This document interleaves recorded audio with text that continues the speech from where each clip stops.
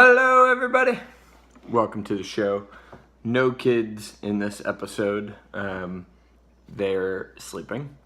We just had a lovely day visiting some friends out in Oakland.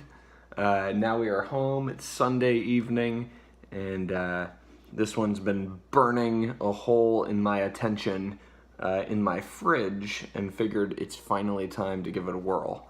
This is a Tired Hands from Tired Hands Brewery in Philadelphia, Pennsylvania. This is part of their Milkshake IPA series. This is, I believe, the newest milkshake to be released, and it's the Tangerine Dream Milkshake. Now, I love tangerines. I really like the milkshake series that they do. So this has... I have high expectations for this beer, and we will see if it delivers.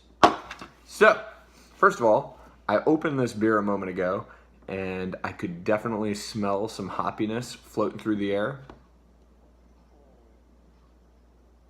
I definitely do get tangerine on the nose. Gosh, this is the problem. You know, it makes a great picture when you fill your cup up like this, but I'm kind of a big proponent to like leaving room in the glass to really swirl it just like it's a fine wine and be able to stick your nose into the glass. You know, when people sit there and smell like this, like, oh, it smells, you know, it's like, no, get your nose into the glass, like all the way. Like you should almost touch the rim of the glass around your face because your nose is so deep into that mother. It's just the way I feel. So on the nose here, if I can get it near there.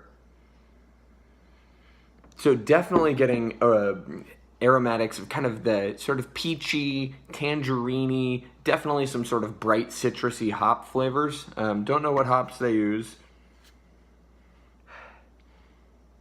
That smells really good. You know, it could fool me though. Again, it's one of those beers that I know they use tangerine when making this, but if you didn't tell me that they use tangerine, it would be believable that this aroma could happen just from hops alone. Those juicy tropical flavors that come out of some of the hops, you know, the Mosaic and the Citra and the Simcoe and the Galaxy. I mean, those hops absolutely can put together some of these same punchy, fruity aromas without actually being real fruit. I know that real fruit was used in the making of this, so that does kind of weigh in my mind as I'm thinking about it. But it doesn't smell like fake tangerine. It doesn't smell like fake candy fruit, you know, as if they put in some sort of like tangerine extract juice, you know. It's like, you can tell, you know, there's a little bit of that sort of bitter, pithy skin thing happening that you would expect with fresh fruit. Let's see how it tastes on the palate.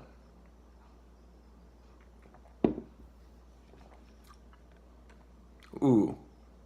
Well, that's good. Ooh, and getting dark at the bottom. Wow. Hold on.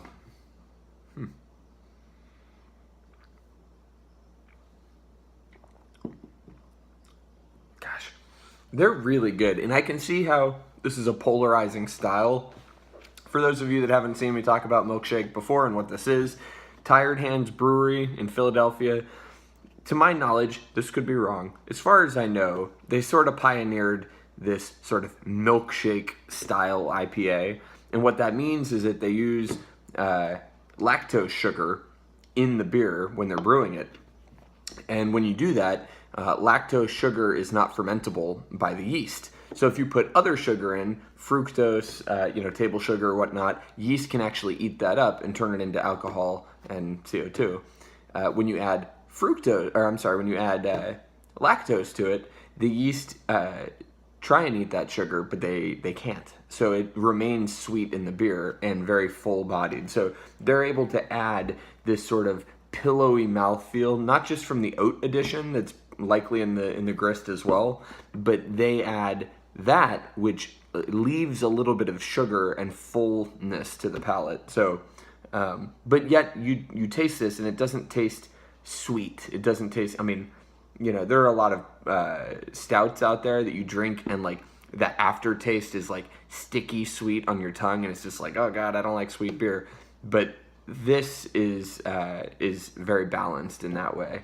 So it's like the sweetness just kind of contributes to the mouthfeel, and really that sort of milkshakey quality. Like that term sort of evokes a way that you would expect this beer to taste and smell on the palate. Taste and smell and taste on the palate, rather. And I get that.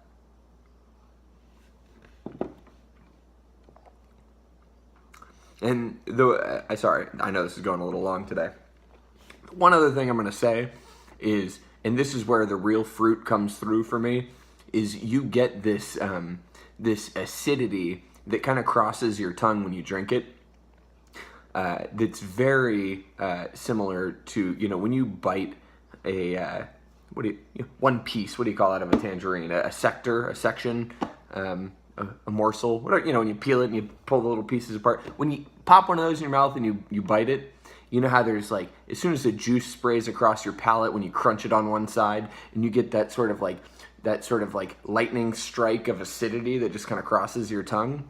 You get that when you drink this as well, and that I like a lot. So I'm excited to let this warm up and kind of watch the aroma develop more, and when I can get some more headspace to actually get my nose in that glass like I'm preaching about. That'll be interesting. Another killer Milkshake IPA from Tired Hands. These guys absolutely know how to do this style, and they do it balanced, and they do it really, really well. I've had the strawberry milkshake. I've had the vanilla milkshake. This one is right up there with the best, though. So anyways, cheers, guys. Have a great night.